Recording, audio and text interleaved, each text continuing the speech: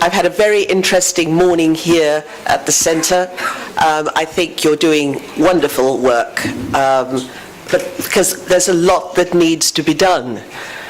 The world is in a dangerous state, and the media plays a crucial part in all of that. So if we want a peaceful world, I believe we have to have a compassionate media, and I'm going to unpick that concept for you this morning. Now, the media took prominence suddenly, didn't it, a couple of weeks ago with the shooting in Paris. And I just want to look at that incident from the position of how it was reported in the Western press. Obviously, that's the press I deal with on a daily basis. And we don't always get it right. In fact, we often get it disastrously wrong. But while I am speaking, you, with your much greater knowledge of the Jordanian press or the Middle Eastern press, try and think whether you might not fall into some of these same mistakes too. Because nobody has the perfect way of dealing with these issues. But we must improve, because every time there's one of these incidents, the gulf between the Islamic world and the so-called West deepens, and the way we react, particularly in the media, helps to cement some of these misunderstandings. Right. It was all, as far as the West was concerned, it was all about free speech. Now, free speech for us is, in our very, very secular culture, a sacred value. Sacred not in the sense that it has anything to do with God particularly, or the divine, but because it is inviolable, it is unnegotiable. It is absolutely so central to one's identity that you feel personally damaged if it comes into challenge, if it's challenged. And much talk in France about liberté and marches taking off in the Place de la République. But the British press and the Western press generally concentrated solely on the religious aspects. This was all the result of the fanaticism of Islam about their prophet. One of the things that I noticed was that they did not spend nearly so much time talking about the supermarket. And when they did, they talked about the ingrained anti-Semitism of the Muslim world that's ingrained in the religion. And I have been, anti-Semitism is not ingrained in Islamic culture. It has become prevalent, largely as a result of the Arab-Israeli conflict, and it was brought to the Middle East by Christian missionaries.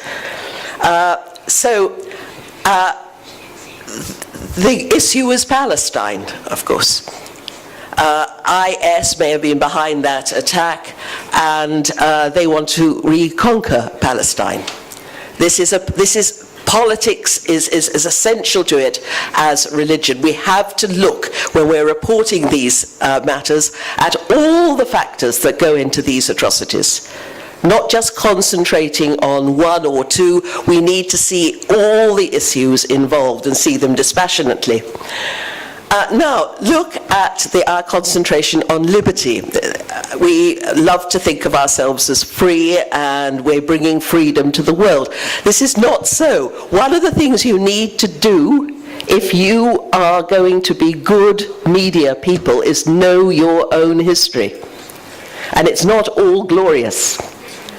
You have to learn what mistakes have been made by you in the past and see it dispassionately, or you're going to misread things. We're always talking in the West and in Europe about the Enlightenment of the 18th century, and people say because Muslims haven't had an Enlightenment, therefore they can't participate in modernity. But freedom, which was an Enlightenment value, was only for Europeans.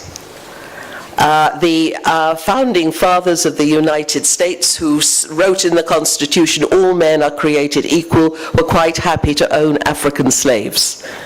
And they were quite happy to take away the land of the Native Americans. So we must remember this. It was only ever for Europeans. We British brought that attitude with us into our colonies. And I am very much aware that the British bear a big responsibility for the mess that is occurring today.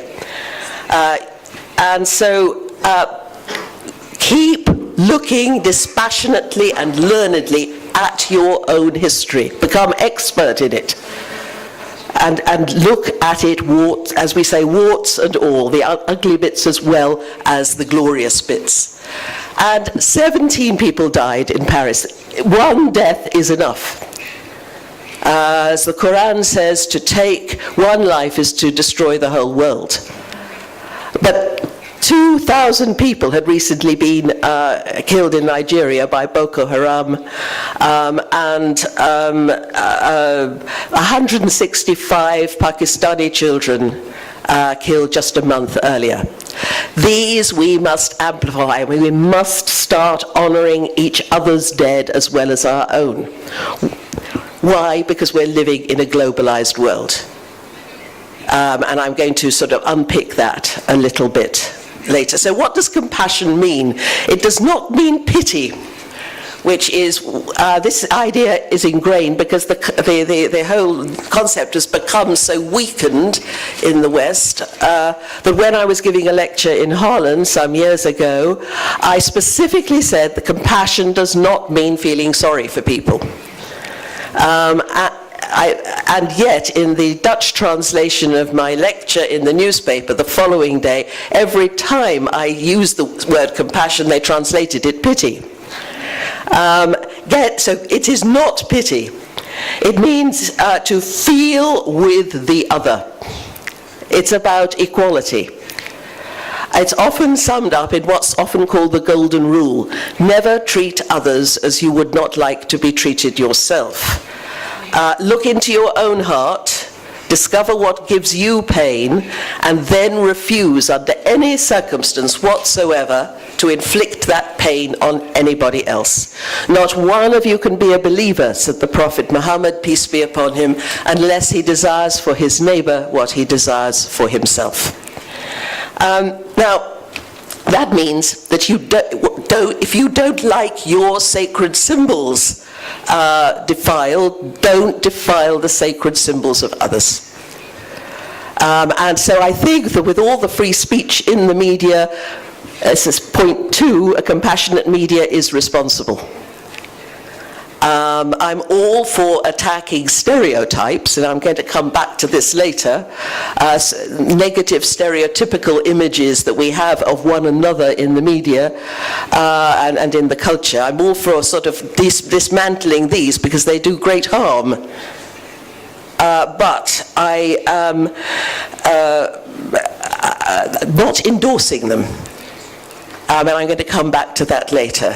Though, to be fair to the magazine, which was a tiny little insignificant magazine that's now achieved global status because of all this.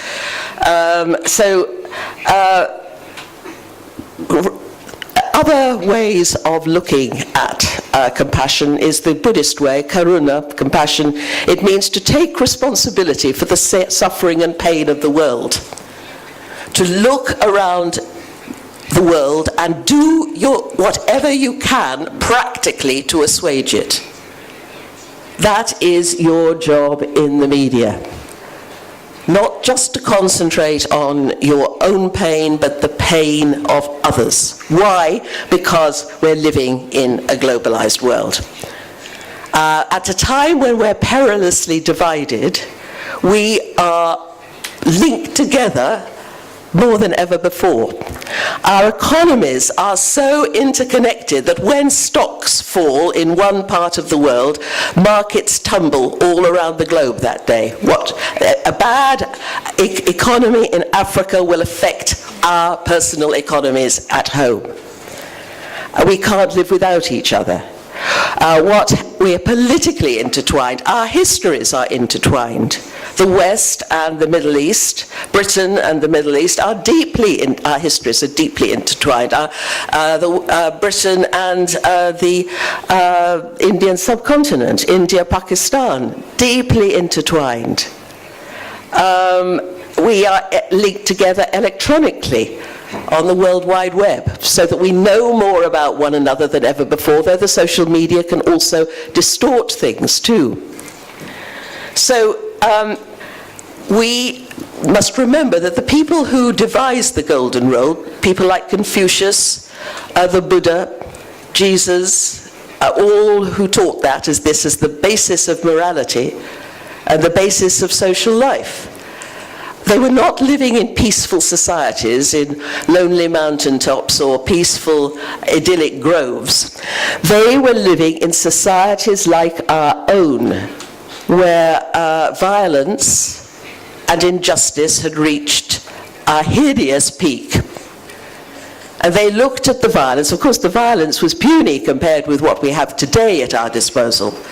But they looked around and insisted that unless human beings learn to treat other people as they would wish to be treated themselves, they would destroy each other. They also said that you couldn't confine your benevolence to your own group. You had to have what one Chinese sage called yan ai, concern for everybody. Honor the stranger, love the stranger, says Leviticus, love the foreigner. Love your enemies, said Jesus. Reach out to all tribes and nations, says the Quran. So now, it's never been more evident than ever before in history that we will destroy each other if we continue to behave as though we were still in a special privileged class. And that our pain was more important than anybody else's. Our suffering more important than anybody else's. Look into your own heart, discover what gives you pain, and then refuse under any circumstance whatsoever to inflict that pain on anybody else. So, now, it seems to me that unless we ensure that all peoples, whoever they are, whether we like them or not, are treated as we would wish to be treated ourselves, we are not going to have a viable world. I didn't get into this compassion business because I'm filled with peace and love and joy. I'm not particularly. I am filled with dread, because I see us headed on a dangerous path. We have not, for various reasons that I'll go into, realized rationally the reality of our situation. We still think of our own people, our own, as though they are privileged and not necessarily of the others.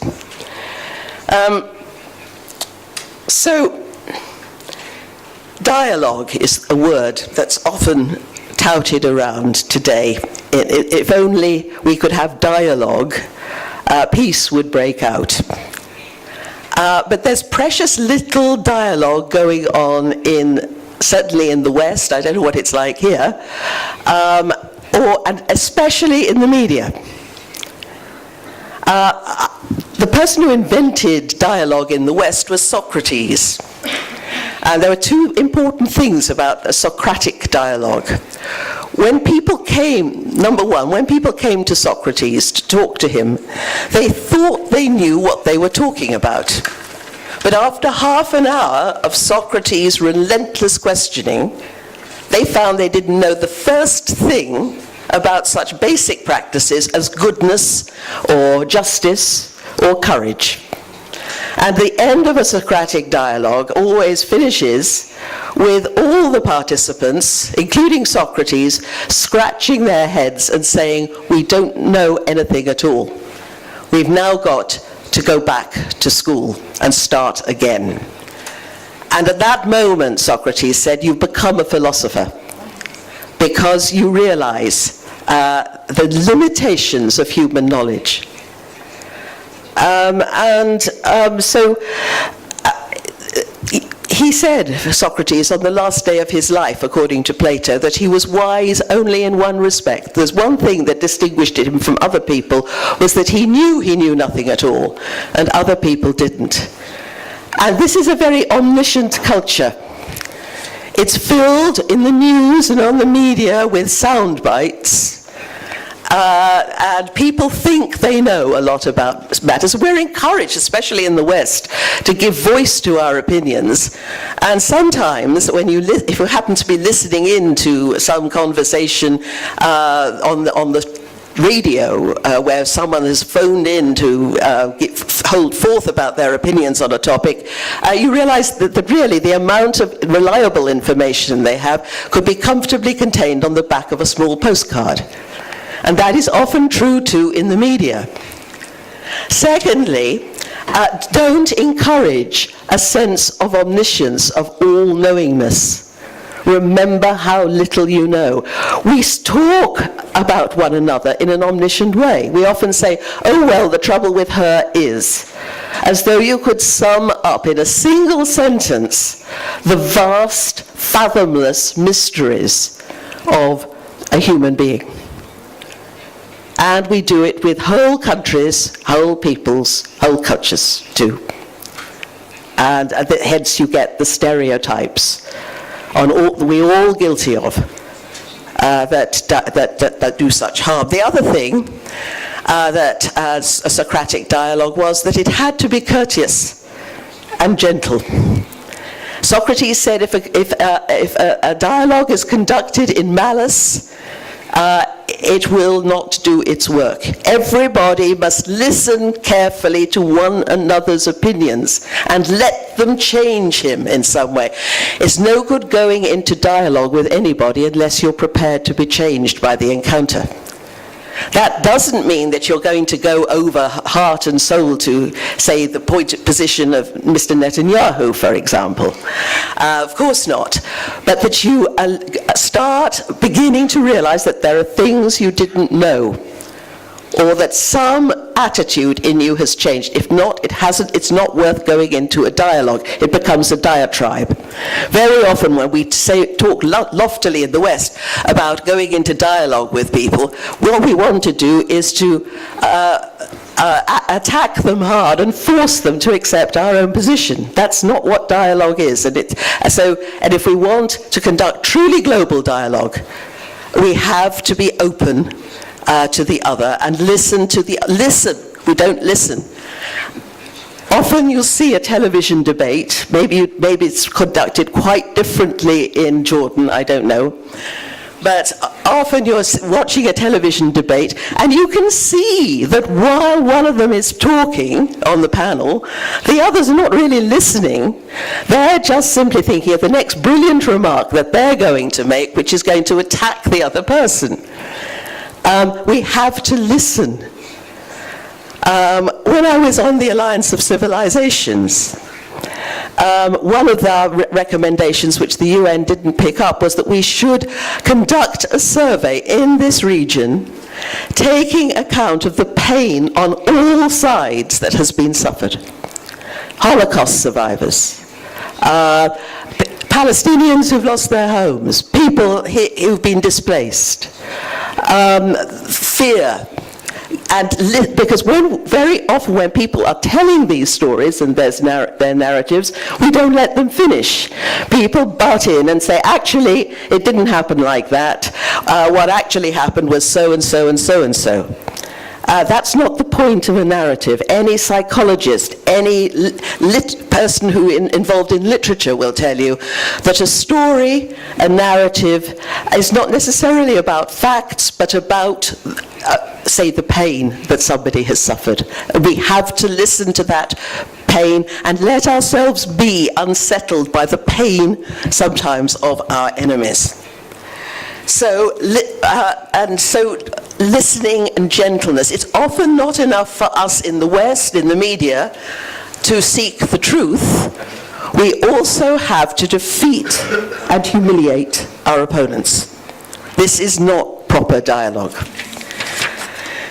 I think one of the things that is not helping us to adopt a global attitude is the nation state. The nation state was very useful for us in Britain, say, when we were developing our industry, when we were industrializing, because it was able to mobilize the whole nation for industry and make everything productive. And nationalism was not possible before modern communications enabled people to learn about what the national culture was supposed to be. If you're living in some village 100 miles away from somebody, what have you got in common? But we build a national consciousness. And frankly, in the West, nationalism has replaced religion in many ways. If you think of the sacred as something for which you're prepared to die, it's now, at least in the West, not acceptable to die for your religion, but perfectly admirable to die for your country. And, you know, nationalism, our hearts swell, we see the flags and all this. But the emphasis on our own nation and our own nation's welfare means that we're still stuck in that limited pre-global perspective. And it's not helping us to reach out to the other. One of the big flaws of the nation state, and this was predicted by a British historian in the 19th century, in the very early period, was that the emphasis on the nation on culture, language, and ethnicity would mean that those people who did not fit the national profile would have a hard time. And the major failing of the nation state has been its inabilities to accept minorities. And that accounted for some of the worst crimes of the 20th century. The Armenian massacre by the Young Turks during World War I, Palestine, Israel, Bosnia, and the Holocaust. So, but we're still stuck in this national characteristic. It's not helping us. Now, I say beware of the stereotype, because one of the things that nation states tend to do is create stereotypical images of the other, who represent everything that we are not. During the Middle Ages, long before the nation state, but while the West was beginning to its rise from obscurity and barbarism in the 12th century, we developed two stereotypes, one of the Jew, one of the Muslim. Of the Muslim, during the Crusades, when the Crusaders arrived in this region and slaughtered Jews and Muslims, is that better?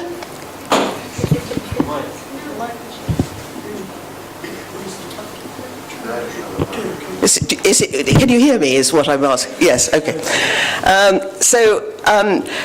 It was at that time when we had attacked this part of the world and with great violence.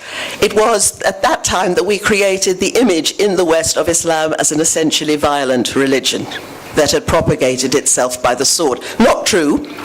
But it reflected the buried worry of the West about its own behavior. Jesus had told his disciples, his followers, to love their enemies, not to massacre them. And so a buried worry and guilt about one's own behavior became, and it stuck in Muslim culture after, and it's got moved into a sort of secular mode now that we are so secular. Similarly, the Jew. There were stories circulating in Europe that Jews regularly, at the time of Passover, killed little children, little Christian children, and used their blood to make the special bread for Passover. And I think, it sounds utterly crazy, I know, but it reflects the tortured nature of the European psyche to be coming up with these monsters. What it showed was an inability, an almost, if you think of Freud, an Oedipal inability to tolerate the parent, the father faith, of which Judaism is the father of Christianity, if you like. So now, during the 1930s, the Nazis in the paper Der Stürmer published a relentless series of anti-Semitic cartoons. We're back on the cartoons. And they evoked all these images of the Jew as a child slayer, of the Jew as the essential enemy of the West, of the Jew that was working in secret to bring down the West. And these cartoons were, as we found later, a prelude to extermination. They prepared the German people for the horror to come. And from that horror came the Holocaust, and from the Holocaust we have the State of Israel. And we have here a sort of a chain reaction of pain, irresponsible media, journalism that exacerbates the media, the stereotype, exacerbates our sense of the other as irredeemable, and paves the way for a tolerance of atrocity. Somehow, if we have to pull ourselves back from the abyss, I was talking to Muslims in Britain at the time of those first cartoons, the Danish cartoons, if you remember, and they were saying to me, why do we fall for it every time? Why do we then start going violent and attacking embassies and things? This is exactly what they wanted from us. We have to question not just the iniquities of our enemies, but recognize the pain that our enemies have suffered, which can be manipulated very easily by unscrupulous politicians. You saw in Paris how Mr. Netanyahu used the fear of the Holocaust to turn that into a pro-Israel rally, inviting them to all come to Israel, the French Jews, because they were no longer safe in Europe, the Holocaust would come again. To encourage the stereotype, the limited view we have of other people in the media is damaging to our own interests. It can't survive. So I make a plea to you. You're here in this fantastic setting.